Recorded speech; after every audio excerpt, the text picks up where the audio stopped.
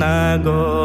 আল্লাহ মরণের কত দিন বাকি আর হায়াত হইল হাতে হায়রে মৌত হইল ফায়ে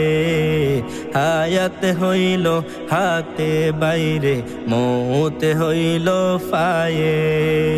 যেই জাগা যার মরণে লেখা সেই জাগা সেই মরে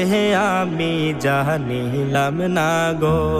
আল্লাহ মরণের কত দিন বাকি আর মরণের কত দিন বাকি আমি জানিলাম না গো